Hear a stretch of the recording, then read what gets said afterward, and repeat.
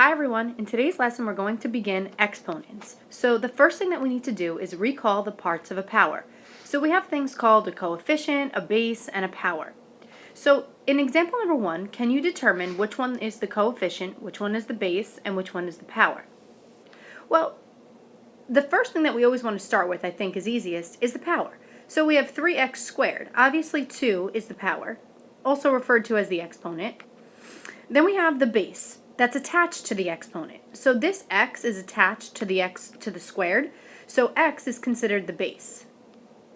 Okay? Now 3 is outside of these things, so this is called the coefficient, the number on the outside. Okay? Now let's look at example number 2. In example number 2, we have the same thing, a coefficient, a base, and a power. Obviously 2 is the power. Now what would be the base? Here's the question. Is x the base or negative x the base? So do we see the difference between this example and this example? Here I have parentheses around the negative x. So that means I'm taking this whole thing and squaring it. Therefore, this is my base. So if I apply that to this problem over here, this is technically the same thing as saying negative 1 times x squared. So that means negative 1 is the coefficient and x is the base. If I separate it like that, it's a little bit easier to see, like it's the first one.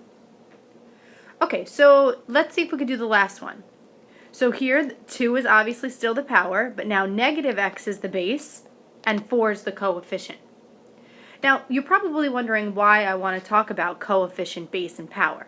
And the reason why is when we talk about the 3 main exponent rules, we need to know specifically which one is the base and which one is the power and which ones are the coefficients. So let's look at these 3 exponent rules.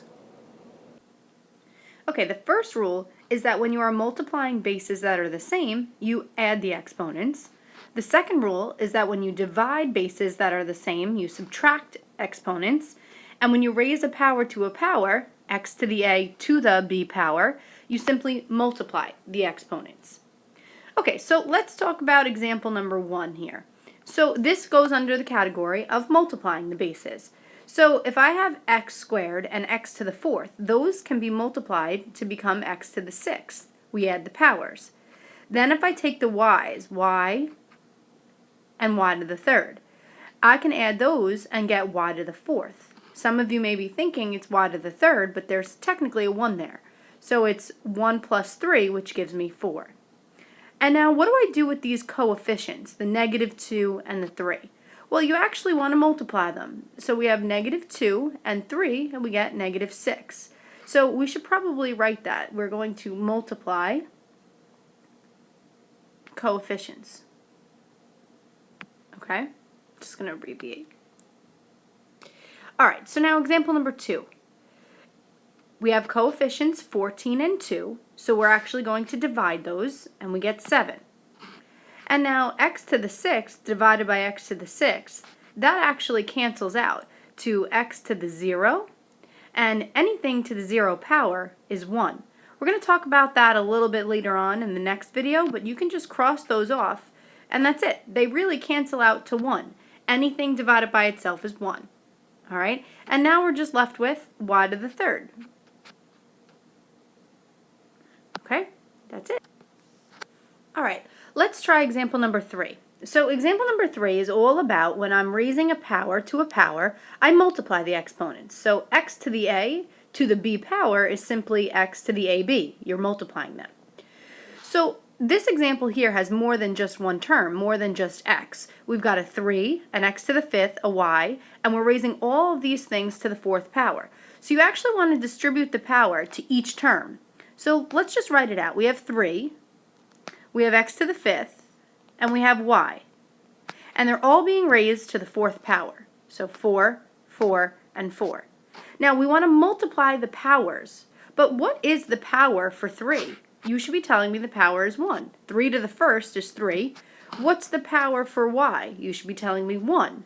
Okay? So we now have all of these things written out. So 3 to the 1st to the 4th is simply just 3 to the 4th.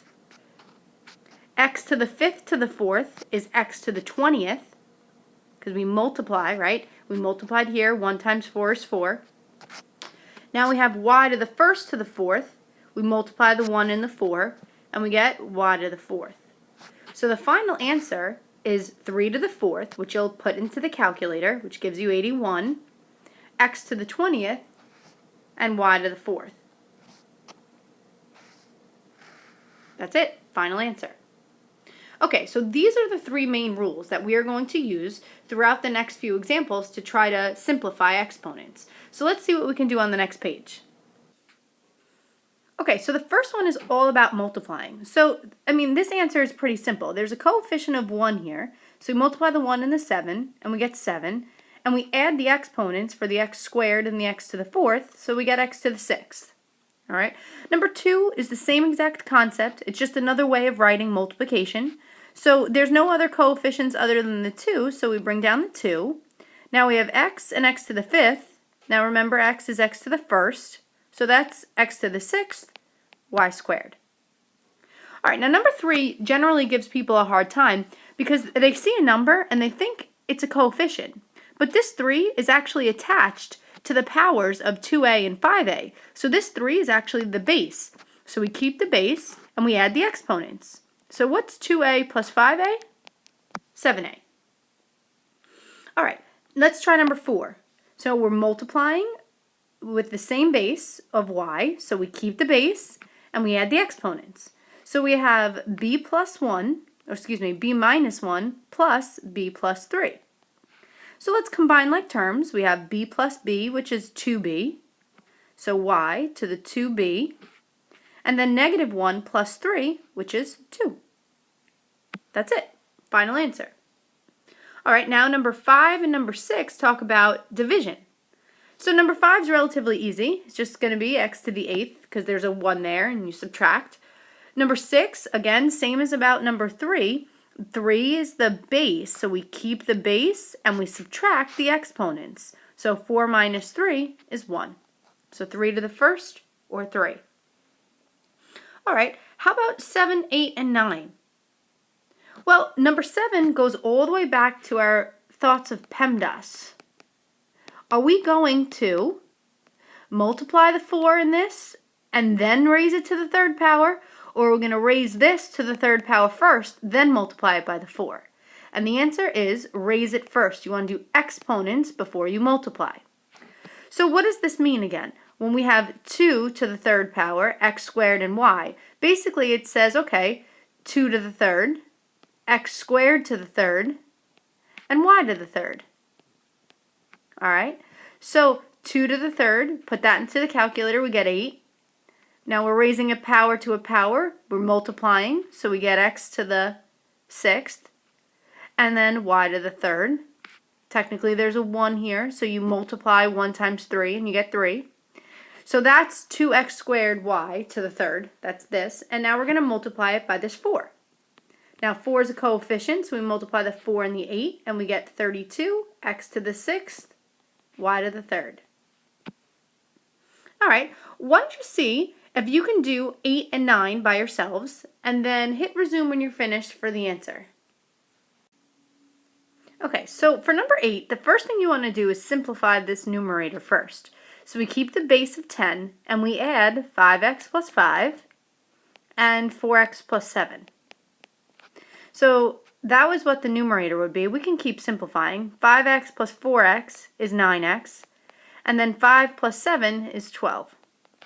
That all over 10 to the negative x plus 8. So now the rule says we subtract the exponents. So we have 10 to the 9x plus 12 minus negative x plus 8.